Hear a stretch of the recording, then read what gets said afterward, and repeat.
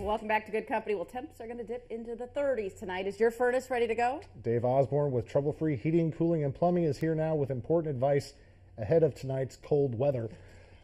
It's been hot, it's been cold, it's been hot, it's been cold. We were at 88 on Monday. Yeah. Isn't that unreal? It just hasn't stopped. What do people need to know before they turn their furnace on for the first time?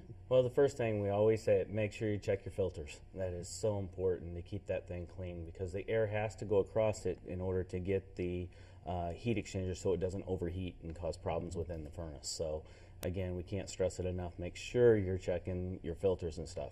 And while you're checking your filters and everything, look at the flue pipe, especially the ones that are metal. Make sure there's no holes in it because carbon monoxide, we've already had some problems with carbon monoxide this year already, and we don't want to see anybody else get hurt or anything with carbon monoxide.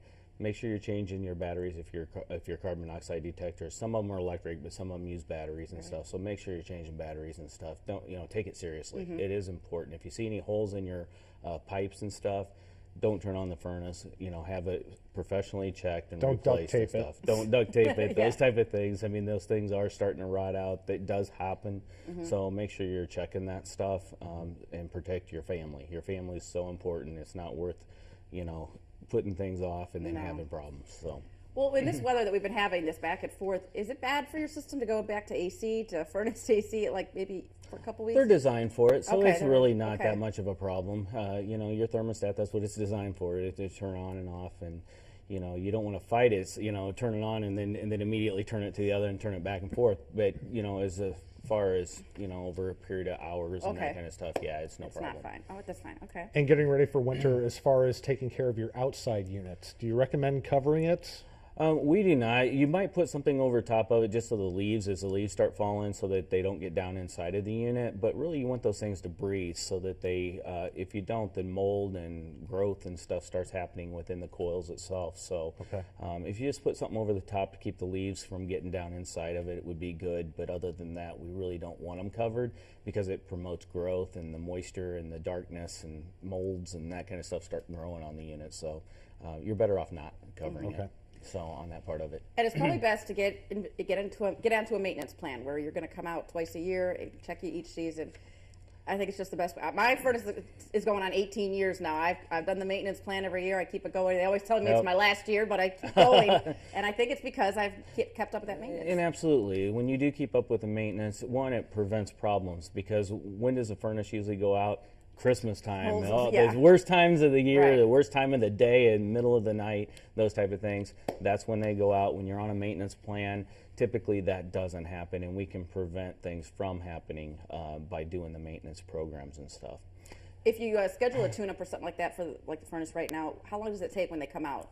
Right now, I think we're running about a week behind. Okay. But it's and then eventually we get in 2-3 weeks behind. So right now is the time. Get it booked early before the really cold stuff happens, because once the cold stuff happens, then we start getting demand service. Yes. And people have a lot of problems, and then it's harder to get somebody out for it. So right now is a perfect time to get your units maintained. We also have the plumbing side of things too. Yeah. And so we need to talk about a little bit about that as well. Right now is an important thing. Get the hoses off your outside spigots. Every year we run into problems where people leave those on and then it freezes the pipes on the inside and water goes everywhere. And we've had so many basements destroyed over the past years where water's just started gushing into the basements and then they don't realize it, and then pretty soon the thing's floating down there. So make sure you're getting those off. If you do have inside, a lot of outdoor spigots have shutoffs on the inside. If you turn those off and then open up the outside, that lets all that water drain out of the actual spigot itself. And do that if you've got those type of things. For people that have crawl spaces, attics and stuff, make sure your pipes are covered with insulation so that you're not getting frozen pipes there. Now's a good time to do it because now it's not cold. You can get in there and get it done. Under there, People with crawl spaces, there's vents usually on the outside of your house. Get those packed with insulation and stuff and close those off so that the cold doesn't come down into that crawl space area. Make sure your windows are you can start getting windows covered, those type of things for keeping your house warm. Another thing, if people have attic fans, you might want to put a blanket of insulation over top of your attic fans. That'll also save in utilities over the winter time as well. So a few little tips that are not even beyond Yeah. the HVAC and the plumbing, just getting houses and getting things ready for winter. And it's time to start doing that right now. It's time to do it. All right. All right. Well, you can find Trouble Free at 802 Willow Street in Pekin and get a hold of them online, troublefreeinc.com. Don't forget they're a Viewer's Choice Award winner. Give them a call at 347-5309.